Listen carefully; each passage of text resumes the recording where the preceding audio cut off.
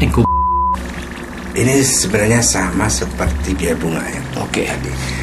Kalau ini terkait dengan objek pemotongannya biaya sewa. Boleh. Hati-hati menyetujui hasil pemeriksaan. Cukup.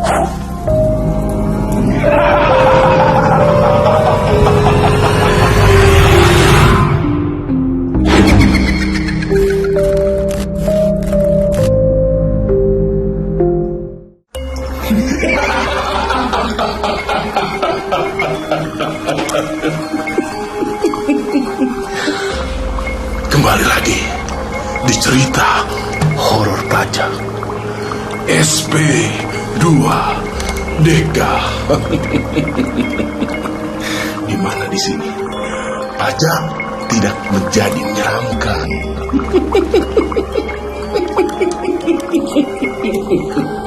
Sebelum itu, dengan kekuatan boneka ini, saya akan mengundang Miss Kun. Wahai Miss Kun, kon tekoning kene saiki Miss Kun. Miss Kun.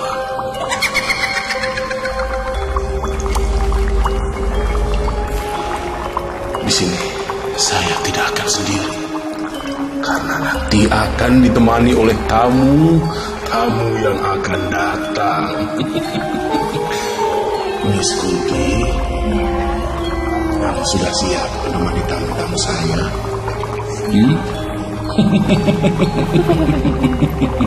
Ingat, di sini pajak tidak menjadi menyeramkan. Silakan datang, wahai tamu-tamuku. Silakan datang. Iya, jangan panggil saya ya. Panggil saya Abang. Mbak juga jangan. Kamu datang ke sini Menjawab pertanyaan, Mbak. Gimana? Bener. Biasanya kamu yang minta bantuan saya. Ya. Tapi sekarang saya mau minta bantuan kamu. Ya. Kamu siap? Abah bukan konsultan pajak. Beliau ini konsultan pajak. Karena di mana ada Agus, Di situ ada pajak. betul. Pak Agus, Bapak sudah siap, Pak? Siap. Pak Andri, Siap. seperti biasa ada kamera di depan. Ya, tidak kuat, lambaikan kaki. Tidak kuat ke dokter. Beda. Langsung kita mulai. Ya, lanjut. Terdapat mirroring hasil pemeriksaan tahun sebelumnya yang disesuaikan untuk temuan SP2DK tahun ini. Mirroring hasil pemeriksaan itu disebabkan karena sebelumnya sudah dilakukan pemeriksaan.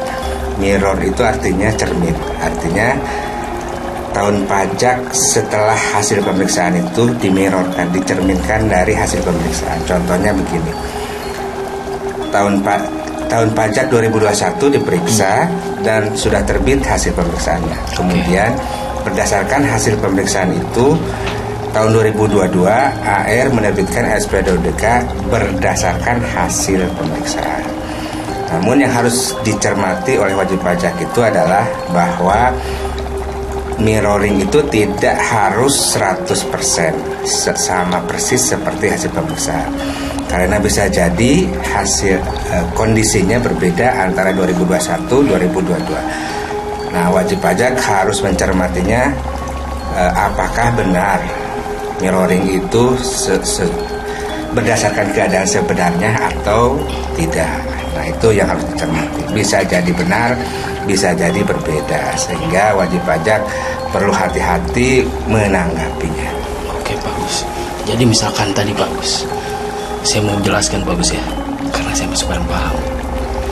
Maksudnya tahun 2021, 2022 itu sama bagus.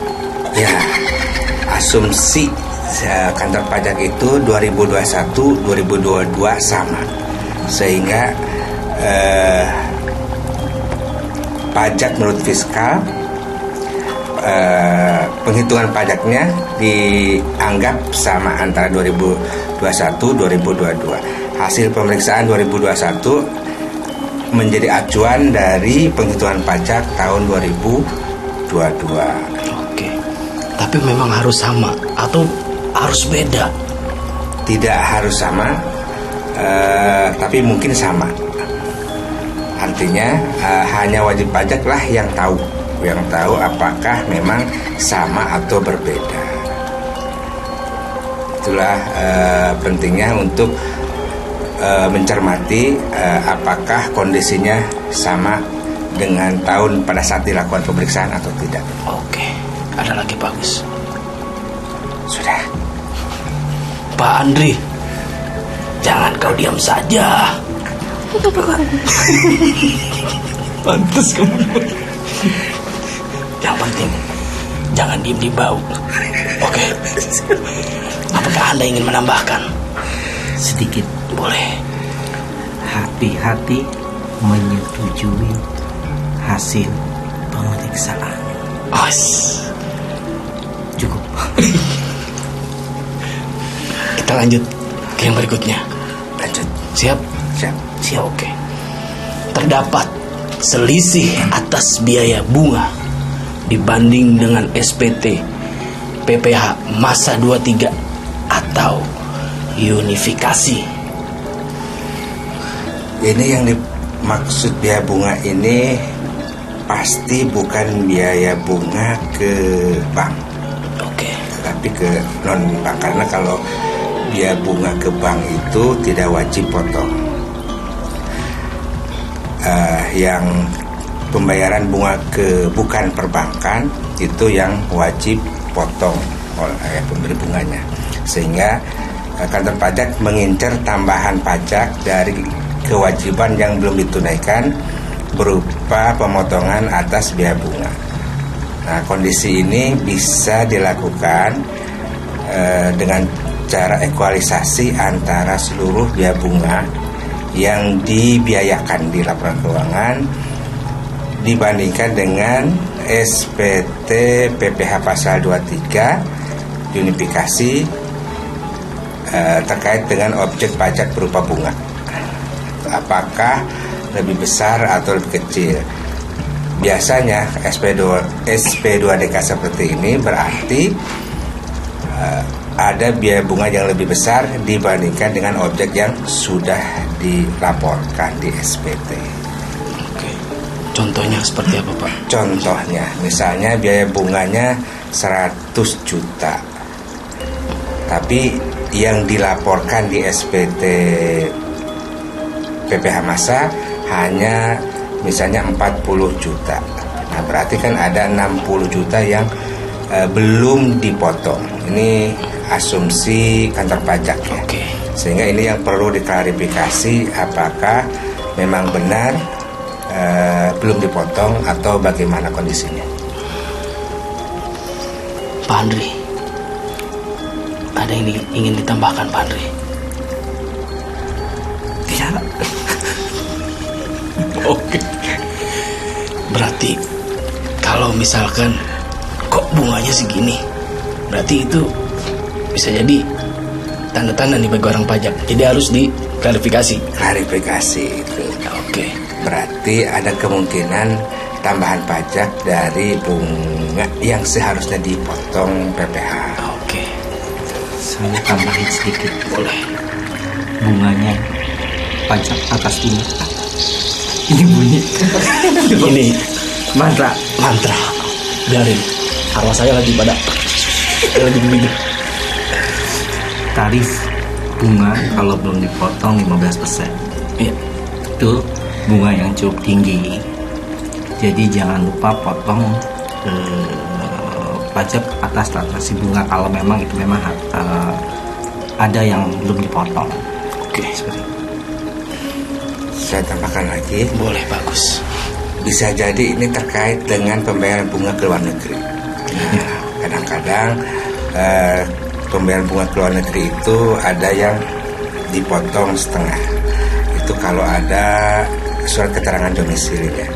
Tetapi ada juga yang langsung dipotong 20%. Nah, ini juga harus dicermati oleh wajib pajak.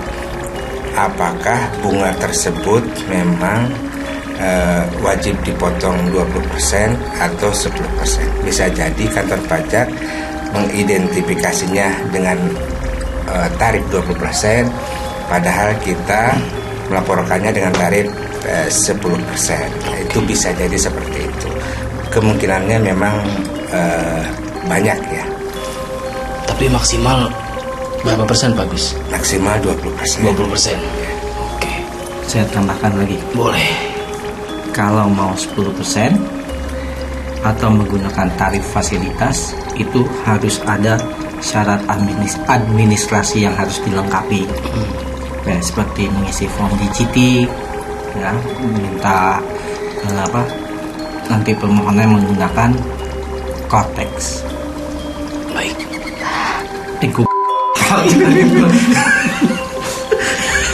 Kita langsung ke poin yang selanjutnya. Bapak. Oke. Siap. Miskun. Tepok saya. Tidur. Bangunin dong. Bangunin saya, Miskun. Oke. Bisa bangun? Bisa. Masa? Kita lanjut ya. Oke. Kita handphone. Kamu kok lucu terus? Mbah, tolongin Mbah, Kenapa? nyangkut. Nakal. Kirain apa? Oke, lanjut ya. Maafin om, Miskun emang suka begitu loh. Tuh kan. Oke, bagus, Pak Andri. Terdapat selisih ekualisasi biaya sewa dibanding dengan SPT masa atau unifikasi. Silakan. Ini sebenarnya sama seperti biaya bunga ya. Oke. Kalau ini terkait dengan objek pemotongannya biaya sewa, berarti ada biaya sewa yang mungkin belum dilaporkan ke SPT unifikasi. Nah, kalau belum, berarti wajib pajak diminta untuk membayar 10% atau tergantung sewanya sih. Oke. Kalau sewanya terkait dengan harta selain tanah dan bangunan, maka tarifnya 2%. Tapi kalau sewanya berupa tanah dan bangunan, tanah atau bangunan, maka 10%. Nah, ini mungkin ada sewa yang dibiayakan tapi belum dipotong PPh-nya. Berarti presentasinya tergantung. Tergantung, Kalau tarifnya harta? tergantung. Oke, kalau Kalau tadi yang harta harta selain tanah berarti 2%. Kalau sewa tanah atau bangunan tarifnya 10%. berikan contoh yang 2% itu apa? Contoh yang 2%, sewa kendaraan, sewa fotokopi, sewa peralatan kantor, Terus sewa laptop. Bali. Iya. Jadi kalau untuk sewa ini biasanya itu kemungkinan kedua itu ada SPT itu lebih besar setorannya dibandingkan dengan biaya yang ada di laporan keuangan. Oke. Ya. Hal ini biasanya itu terjadi karena sulit banget gue ya. Bagus Pak. Sewa itu bisa dibayarkan 2 tahun, 3 tahun. Nah, di SPT bisa langsung pada saat dibayar dia harus setorkan PPh-nya. Jadi kemungkinan di SPT itu akan lebih besar dibandingkan dengan lapangan keuangan. Ini agak unik, beda dengan ekualisasi PPh pasal 21 atau dengan bunga tadi. Biasanya kalau PPh 21 biaya yang ada di lapangan keuangan itu lebih besar dibandingkan dengan yang ada di SPT. Kalau yang ini biasanya terbalik. Di SPT yang lebih besar dibanding lapangan keuangan. Yes. Seperti itu. Oke. Bagus. Ada yang mau ditambahkan? Kita nggak bisa lama-lama di sini. Kenapa? Pos ronda nggak ada yang.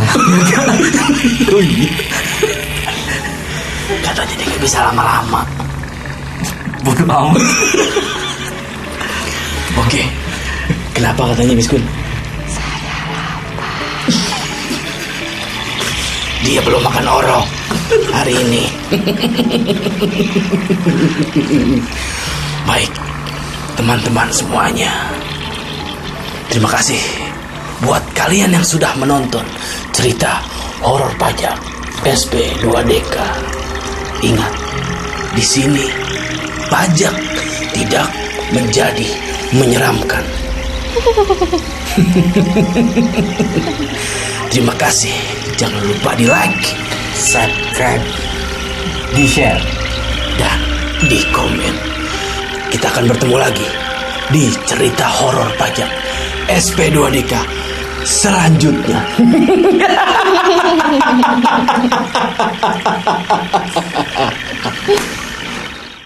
Gelap malam jadi terang, pajak telah